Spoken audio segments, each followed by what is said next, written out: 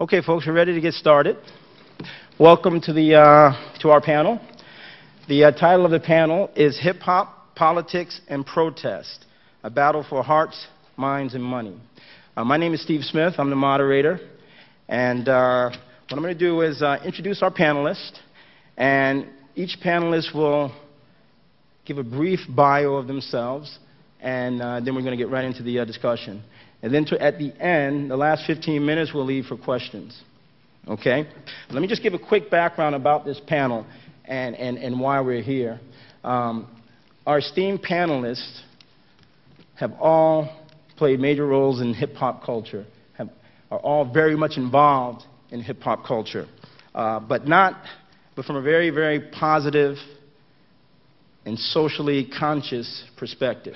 Okay? So, but as you know, when you think about hip-hop, there's definitely a battle going on, because you have mainstream commercial hip-hop, which is definitely propagating certain messages, images, and so on, and then you also have folks that are trying to do it differently. All right? So this panel, these folks here are definitely at the forefront of sort of that positive, sort of socially responsible hip-hop. So we all decided each one of the panelists brings something very unique to the panel. M1 of Dead Prez, which is the second person there. He's Dead Prez. I don't think you guys need much of an introduction about Dead Prez and what they've done. And he brings a very, very interesting perspective. He's going to touch on sort of the origins of hip-hop and the potential for hip-hop is influencing social change and doing some positive things going forward. Right next to M1, we have Vill, who's an up-and-coming hip-hop artist out of New York City, who's also done some really, really good stuff as it relates to hip-hop and dealing with some really important messages. We have Umi of the RBG family, which is also Dead Prez is part of the RBG family. And Umi is definitely going to talk a lot about the business side of hip-hop and talk about the influence of money and how it's shaped the industry as we see it today. We have Esteban on the end there, who's an activist, union organizer, community organizer, and he's going to really touch on the impact that hip-hop can have on protest, community organizing, and so on. And then we have Dr. Nyaka, NiiLampti. Yes, Dr. Nyaka. Yes, I'll let her pronounce it the proper way. But she brings a very interesting perspective as well. She's a psychologist, but also a hip-hop enthusiast, historian, and I'd even go as far to say an activist. And she's going to have a lot of interesting things to say about the impact that hip-hop is having on the psyche of his fan base, and especially the young folks. So let's get started. Now, first thing, we'll start with you, M1. Can you give sort of a brief introduction for yourself, and then we have a little video clip as well that we can show to get things started. Okay. I guess this is on. First of all, I'd like to thank Steve for the introduction. I'd like to thank each and every one of you for being present. I'd like to thank the Left Forum and the panel, which was composed of these fantastic brothers and sisters who I struggle alongside. So thank you for being here, and thank you for allowing me to express some words. I think now is just introductions. But my name is Mutulu Olubala. I'm one half of the Tell It Like It Is. Everything is political. F the police, anti-imperialist group, hip-hop, if you want to call it hip-hop group, Dead Prez. I'm also a brother and to each of the people on the panel in many ways other than hip-hop music. So I think, you know, what we're about to talk about is going to be all-encompassing and bigger than the music. So that's who I am, and that's why I'm here. Okay. All right, good. So we're going to play a little, just sort of to build on your introduction, we're going to play a little video clip here of, just give you guys a little background on what I think The video is Sound Weapon. Is this the Thousands one? of people in hundreds of cities around the world have been It's venting called their Sound fury Weapon, against off the greed brand of new the big AP2P banks and the debt album. management inflicted by their governments. Inspired by the Occupy Wall Street movement in Manhattan, protests took hold in Europe, Asia, and around the U.S., some turning violent.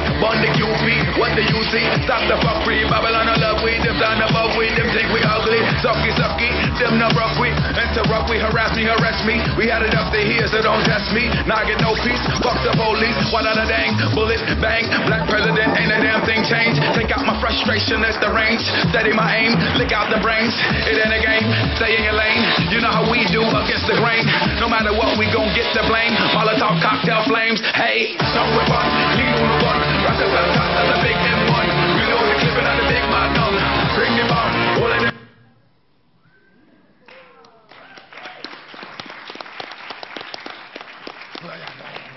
Okay, we'll go to Umi next. So Umi, can you give a brief introduction? Yeah, sure. Blessings to everybody for being here. Like M1, I just want to first start by just saying, whenever we come and see comrades of a progressive to revolutionary struggle, we just salute, always top the flags in any way we can and try to, break bread. So really just honored to be here. And Steve for putting this together. It's a beautiful thing. My name is Umi NiiLampti. I very rarely say my last name in settings like this, but because I'm here with my professional sister, I feel like, the name holds a little weight right now. So, I want to just say, by heart, I'm just a good dude. Like, I've been known to put my finger on what's important just throughout my life, and it's unfortunately that we've been fighting the same struggle, since my father's life in this country. So what's been important is our freedom as a race, and everything I've done to this date has symbolized that in some way or other. And through meeting up with M1 some years ago, maybe a decade ago or so, just being able to have the opportunity to learn next to such a vibrant leader. Him and Stick, man, just was able to help me a lot as it relates to hip hop and kind of horn my destiny into an independent giant that I am now. Just being able to use hip hop as a positive light to motivate people and strengthen our community. The benefits have been way just incredible, and I just salute him anytime I can. And what we do is a lot similar. So, I just want to offer that light, and I'm here to hopefully top some flags with y'all, Okay, Umi, so can you say a few words about the clip we're going to see? I forget what the clip was. I think this is Be Strong, yeah. Okay, this is the song. I have a record coming out with a producer. Right now it's the collaborative moments with me. I'm just doing a lot of stuff with other artists, trying to help cats and help myself as well. This is a producer that's out of Philly. Very, very wonderful sound. We did an album together. It's coming out about 2 months, and this is the single. Check it out. This Umi and Just In Case right here. Yo, the #1 reason we so strong is cause so many niggas is so weak. Gotta be strong for when it's on. We all about surviving. I'll shoot you first, but I'm well prepared for dying. Be strong for those that mourn, they life on the decline. I shine all the time for those that never shine.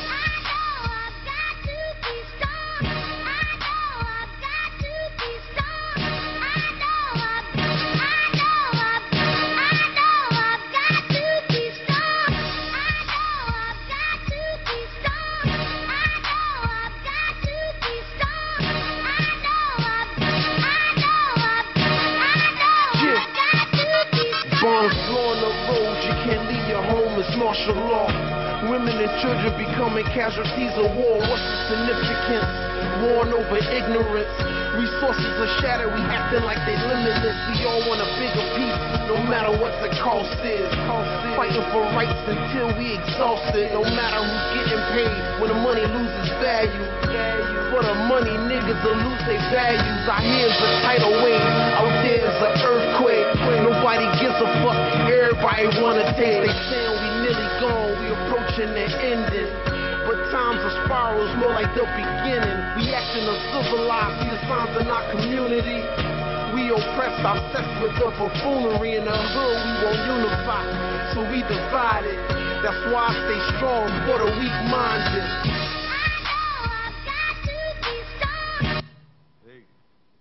Okay, good, thank you. Okay, moving on. And Nyaka, can you say a few words about yourself? Sure. I echo everyone first to say thanks for being here, and I'm really glad to be a part of this, both as female, as my brother says, as an academic. A little bit about myself. I am a licensed psychologist, so I work primarily with adolescents and young adults, and I also do have a master's degree in sports psychology. I was an athlete, and so there's a lot of crossover when we think about the world of sport and hip-hop. I think that and I'm also an assistant professor of psychology, so I work with kids and I teach young adults. And I think we grew up in a house that was infused in, I think, a lot of freedom of thought. And that's one of the things that I think really has contributed to where we are and how we think now. And when I think about the world of hip-hop, we grew up in a house where my mom could probably tell you the lyrics for almost everything that we listen to. So we can really appreciate that. And when I work with a lot of the kids that I work with, I see the negative impacts of not having that strong foundation in terms of that freedom of thought, particularly when we talk about mainstream hip-hop. So so that's what I do, and hope to bring a little bit of that perspective here today. Okay, thank you very much. And Esteban, can you say a few words about yourself? Definitely. Thank you for having us here today. It's definitely an honor to be sitting here with all the other panelists. Myself, I'm a product of New York City. I grew up in Washington Heights in the Dyckman area, close to Vill. I basically got my start in organizing, I could say, just from the realities of my community.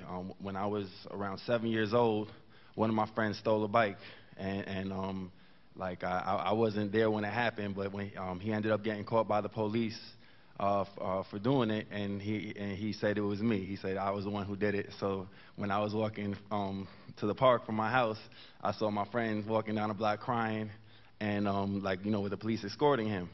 And I've always been a big guy. I've been the same height since I was like 12 years old. So the police officer thought I was, I guess, probably much older than what I was, and was roughing me up right there in front of my whole neighborhood. I saw like kind of the parents of my friends and all my neighbors, everybody just kind of walking down the street doing nothing while I was in that terrifying experience. And then I just remember when my mother came up, and just kind of the force that she spoke to him with, when she was basically yelling at him, saying that we're not animals, we're a family that paid taxes, we're citizens, all that type of thing, and just kind of seeing the reversal of this monster basically just kind of bowing down. You know, and from there, I feel like that was my start into the movement, seeing that experience. Later on, when I was around 17 years old, I wasn't living at home. I was living in a kind of a house with Ali and a bunch of other, you know, a bunch of my friends from the neighborhood, and I was at that time working for one of the central committee members of the Puerto Rican Socialist Party. His name is Alfredo Lopez. He had an internet business, and basically at the same time when I was working there, I was kind of learning from him about, you know, his experiences when he was my age. And I ended up writing a little pamphlet for this group called One, Organized for Neighborhood Empowerment. And I made this whole brochure, left it at the house where I stayed. And I remember just kind of the day after I made it, just being at work, really excited to get home and get, you know, go to my neighborhood, hand it out to my peoples. So when I got home, none of the pamphlets were there. I was angry. I was going downstairs looking for Ali, all my boys I wanted to fight. I was like, who threw out my stuff? So as I was going from 215th Street, where the house was, down to Dyckman Street, which is 200th Street, one by one, I just started seeing people saying, wow, you know, we saw the pamphlet, we want to join the group, we read it, we won. And by the time I see my friends, it was like the whole neighborhood knew about this, and it was a movement. So I mean, that was my entry into it. That, you know, if I did something, if I gave my community a chance to be active, that they would be there and they would exceed my expectations. And since then, I've been, you know, with these brothers to Venezuela, seeing what the process that's happening down there. I've been to Cuba. I've been across the country organizing with the Service Employees International Union, organizing with the Communist Party, organizing with the Black Radical Congress, and you know, I'm just one of the, like I said, I'm a product of Washington Heights. Thank you. And last but not least, Vill, also from Washington Heights, Dyckman. Can you say a few things about yourself? Yeah, what's up, y'all? Yeah, thanks a lot. I appreciate y'all coming on a nice Saturday afternoon, sacrificing your time. Definitely appreciate that. Just to give you a brief background on how I started as an MC. I mean, I was blessed to grow up and you know, see all the elements of hip hop, breakdancing, graffiti, hip hop, you know, music, rap. You know what I'm saying? And you know, I was able, you know, cats I grew up listening to. It's cats now that, you know, kind of like ancient history to these young cats. You know what I mean? Like Rakim, Big Daddy Kane, Public Enemy, and so forth. So I mean, if you already know, back then it was a much different climate as far as hip hop. I'm saying, like the doctor was saying. You know, then there was freedom of thought, you know what I mean? And hip-hop, you know, it meant something more. It was a voice for the voiceless, basically. So that's kind of like what struck me, because even from an early age, you know what I mean, I could see the difference, the rift in society, how they treat people in impoverished neighborhoods like where I'm from Washington Heights, Dyckman, and NYC. So I always felt like this was a weapon, seeing, you know, the cats I idolized using it as such, like Public Enemy, Rakim, and Big Daddy Kane. It was a weapon. It's a form of activism, the way I see it. So that's kind of like what struck a chord with me. And my first single we dropped a few years ago, me and my manager, Steve, Devils in a Blue Dress, my first single, and it was about police brutality, and you know, mention some of the victims, you know, that are forgotten now, like Kevin Cedeno, Anthony Baez, and Amadou Diallo. So, you know, and even then, when a lot of my peers was more interested, thank you, a lot of my peers then, you know, they were more interested in, you know, talking nonsense, you know what I'm saying? A lot of Scarface-inspired nonsense, you know what I mean? You know, I chose the opposite direction and chose to speak about something. And it was a blessing because, you know, the reception I got for that, you know, inspired me to continue forward. And it showed me that there's actually people out there that are not blind and they want to listen. They're looking for that real music. So that's basically where I'm at. I'm still at it. You know, I refuse to give in to all that garbage, all that nonsense. You know what I mean? But that's pretty much it. Okay, right. Thank you. Now, Will, do you want to say, we'll show a quick clip of a recent single you had called Cop Shot. You want to say anything about it? Oh, yeah, so this joint is called Cop Shot. Before anybody start bugging out, it ain't no kill all police or nothing like that. It's just really a story to illustrate and give you an example of, how corrupt, certain police, and people in law enforcement or any position of authority could be. So it's just a story kind of highlighting, the unfortunate things that happen in our neighborhoods.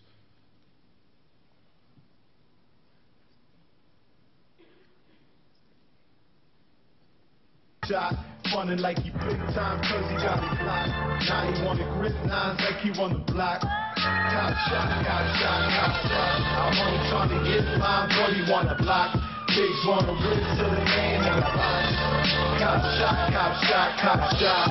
Cop shot, cop shot, cop shot. Got a $10,000 reward for any info that leads to the arrest of the culprit. The system's gone corporate from police to judges, and in between, the space and the force of grudges. Ain't no justice, it's got the blue wall of silence. Even if a fellow officer's the cause of the violence, glorifying for the uniform, don't care what they do is wrong. Call it organized crime with swine in the truest form. They really do it strong, they move it like they do a pawn. From DAs to lawyers, got the court like a chessboard. That's why they arrest more, to make more money. From bail bonds to lawyer fees, to pay like royalties. You don't want your inside a can like Goya beans. Corrupt cops in the hole that put you on your knees. It's like the laws of money-making monopoly. I guess corrupt cops, they're good for the economy. Cop shot, cop shot, cop shot, cop. Okay. Well, thank you. So we're going to jump right into it. Time is flying, so we're going to start with M1. So M, can you give us a brief definition of hip-hop and the origins of the music and the culture? Well, if I'm qualified to, I'll try. That's a heavy one, because I'm just one of the many voices who hopefully will define what hip-hop is. I think it's still being defined. I can tell you that it came to me and it was born, just as Vill has stated before, and used so well, the same way Umi has as well, as a voice. And so hip-hop, by its creators, which is different than its alternative, what people call rap, is important because it is identified by culture, as an aspect of African people's culture inside the United States. And that just doesn't mean for African people, but it means it was the injection of African culture that came out of, the enslavement of, and free labor that is the reason why we landed here, that our voice produced what hip-hop is.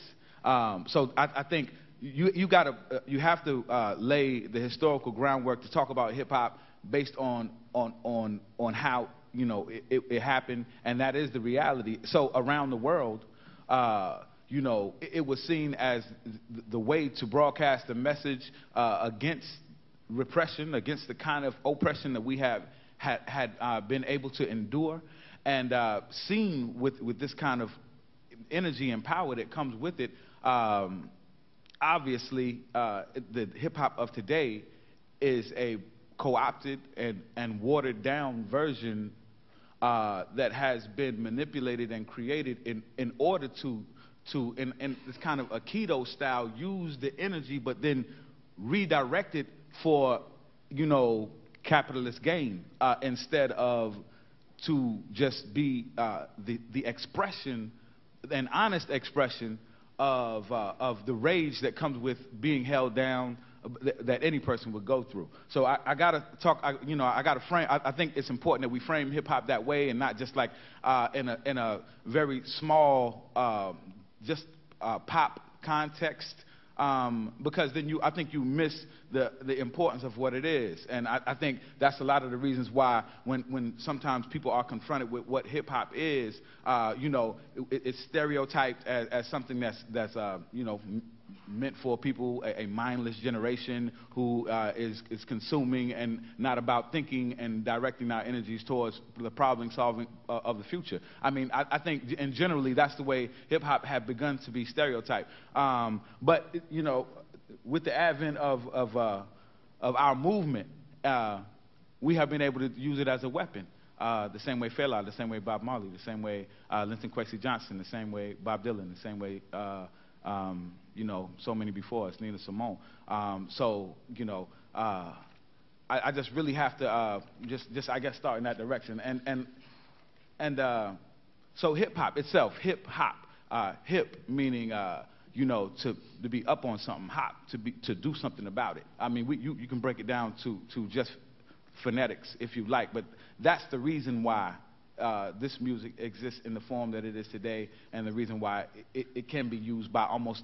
You can find hip hop in Africa. You can find in ways that even allows me to communicate, even though I don't know Xhosa or Zulu or much of Kiswahili. We communicate through hip hop, and it has become an international language for the world. So, you know, before I digress, I guess that's where I'll start, and I think a lot of people on this panel could probably give even more even perspective. Yeah. Okay, no, that's great. Thank you. Thank you. Now, building on that, building on what M1 just said, now you talked about sort of the manipulation of hip-hop and how it's, you know, we all know some of the negative aspects of it. I want to move on to Umi, because can you touch on sort of the business side? How did we get to where, how did the industry get to where it is now, and what role did money play in that whole process? Okay, yeah, I mean, well, not to just talk about hip-hop, you know, if you want to talk about the elements of pimping artists and manipulating sound, you know, you can go back to John Coltrane days. I mean, you could go back and study not just the history of hip-hop music, but the history of the conglomerate. When you're dealing with, you know, the RCAs, the Sonys, the, you know, the BMGs and so on and so forth, what happens is the music get co-opted, like M said. And so if you take a Coltrane or even Jimi Hendrix, let's talk about Jimmy for a second. If you really know it, Jimmy he only had like 4 records. Like he did like 4 or 5 records, you know, he was, you know, unfortunately. But if you check for his catalog, it's probably 15 to 25 different Jimmy records.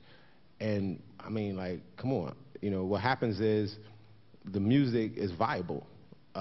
Is a fan base out here that's going to support certain sounds, and the button is pushed to make this music sell no matter what. As it relates to hip hop, it was problematic. The energy that when it first arose, it was discomforting to the status quo. It was very discomforting. I remember when we first got into hip hop, the biggest thing we would hear is, oh, it's never gonna last.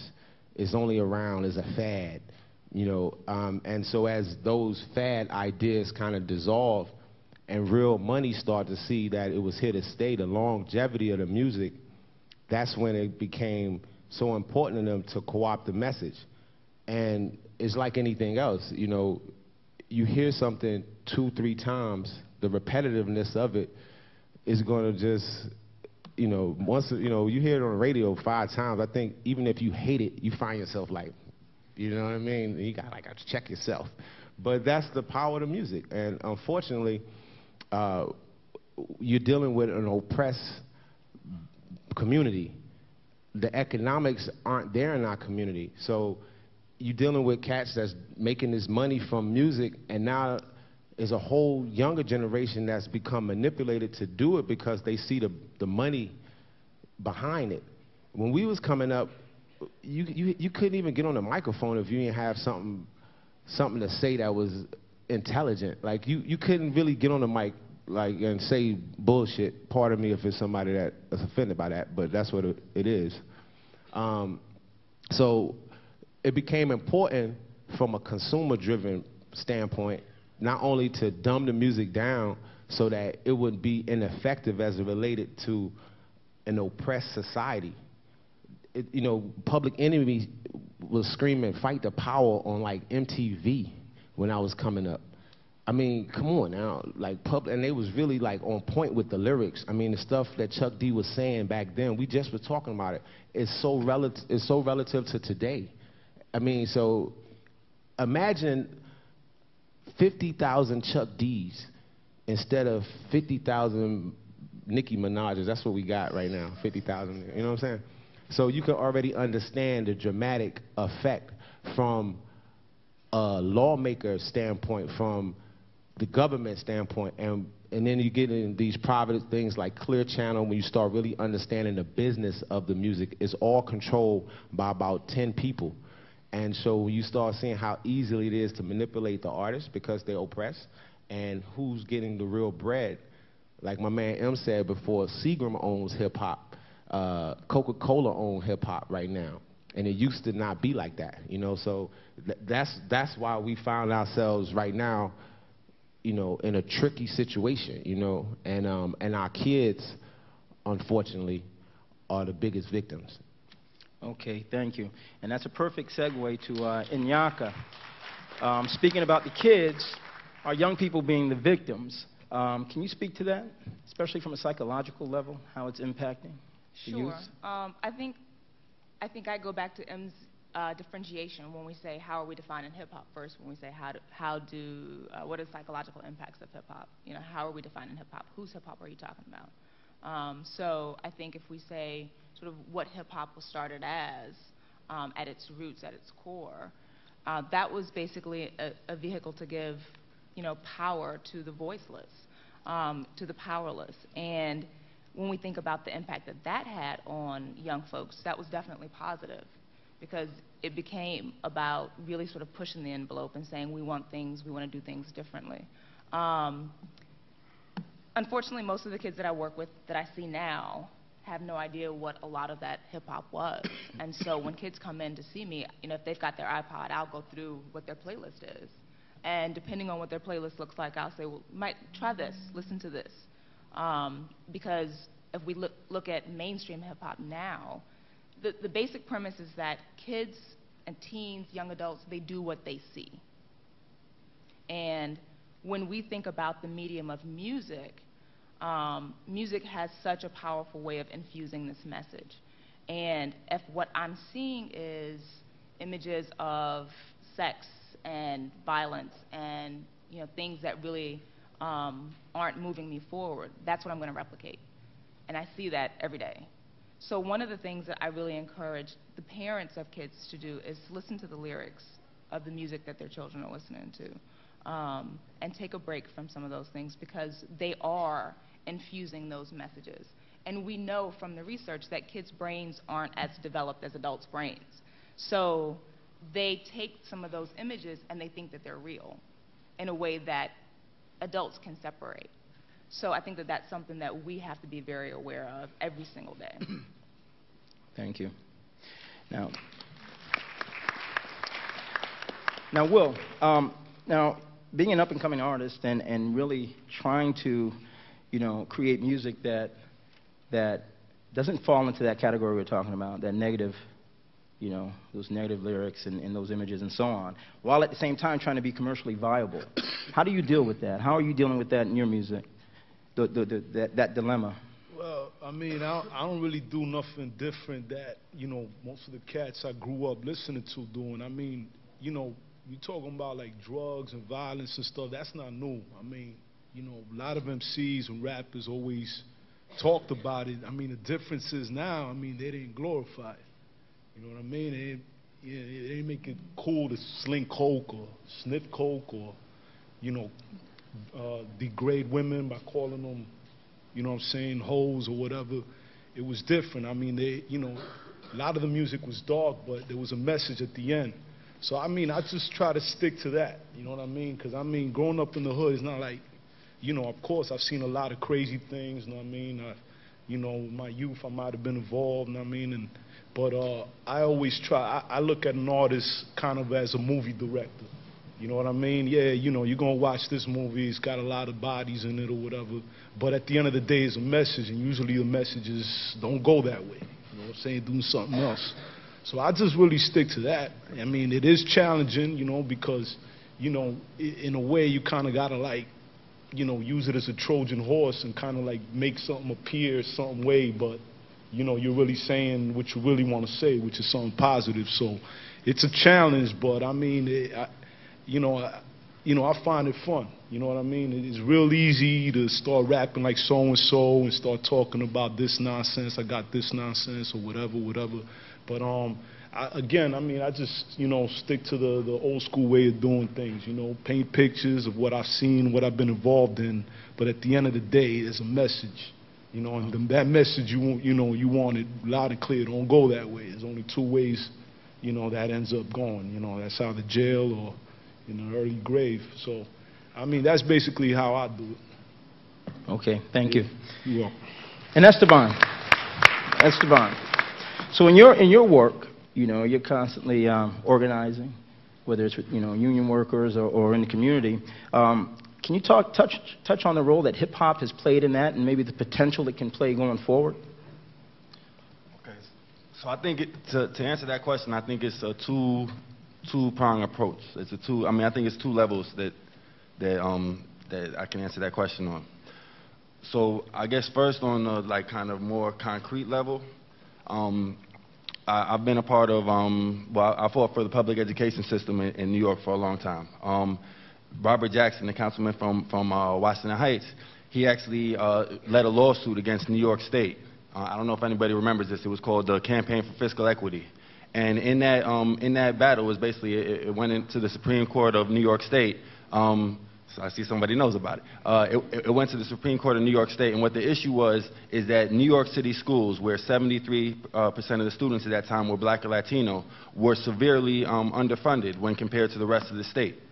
And so a city councilor who was a parent of New York City school children actually had a lawsuit against the state government Pataki at the time.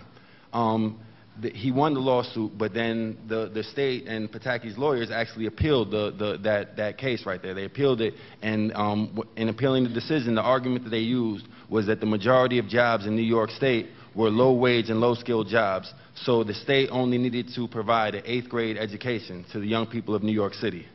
This was their, the reasoning and their rationale.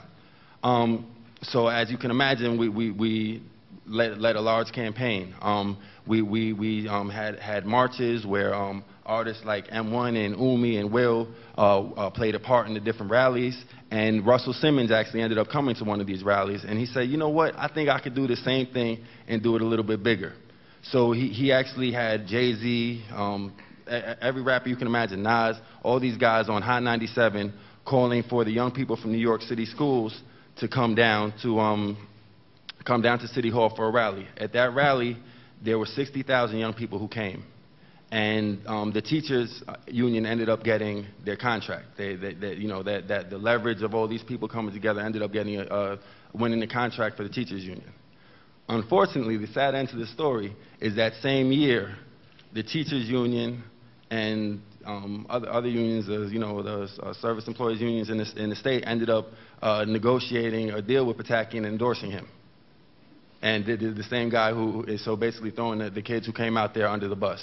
So that was an unfortunate thing, but I think that still we could see the lesson there, that kind of that working together, there's a very big muscle that can be flexed, and having kind of the artists that represent this generation, at least in theory, having them kind of speak for this, if they actually speak for what's true, that they can definitely mobilize and turn out. So that's the one side of it.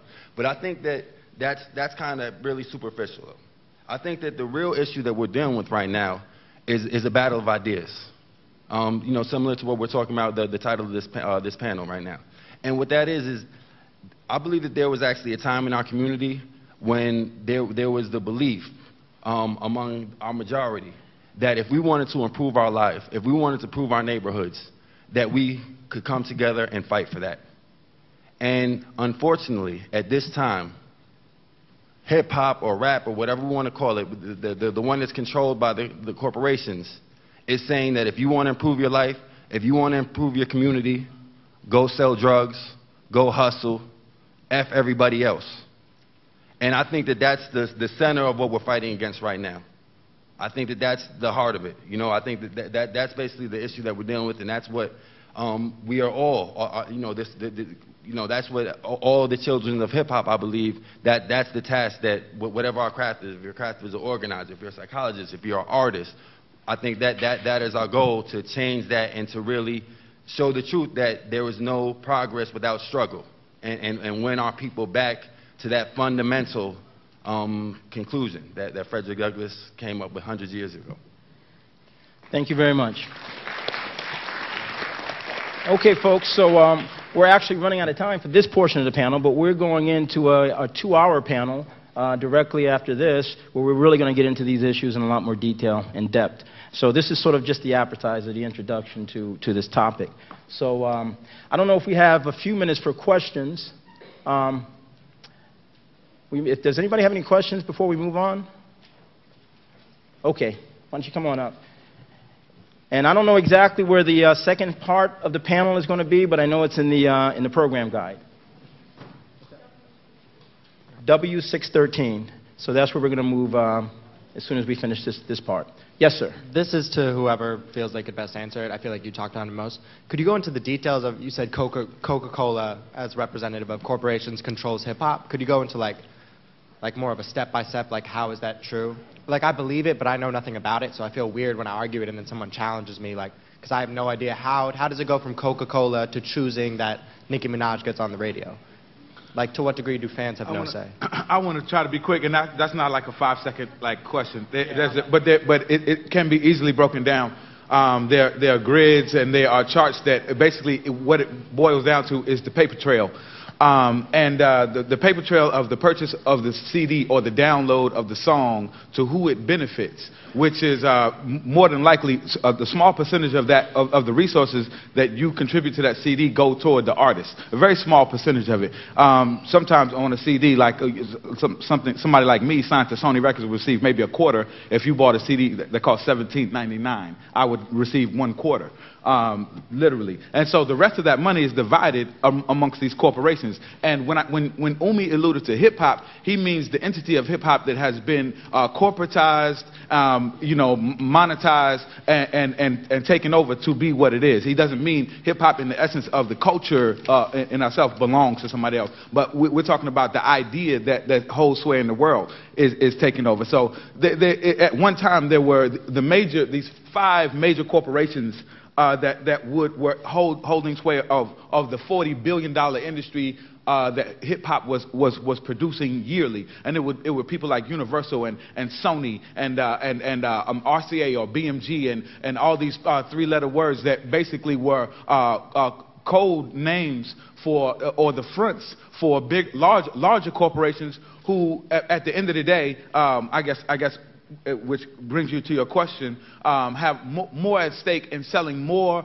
than music. For instance, Seagram's or Vivendi, who are major music producers, or Vivendi holds Universal, and Seagram's at one time had major stake in parts of what Capitol Records and many of the record labels were funded by this major umbrella. And so you would find that even the music entity of these major corporations like Vivendi or whatever, like what they would benefit from hip-hop from their other entities. For instance, Sony selling electronics versus selling music.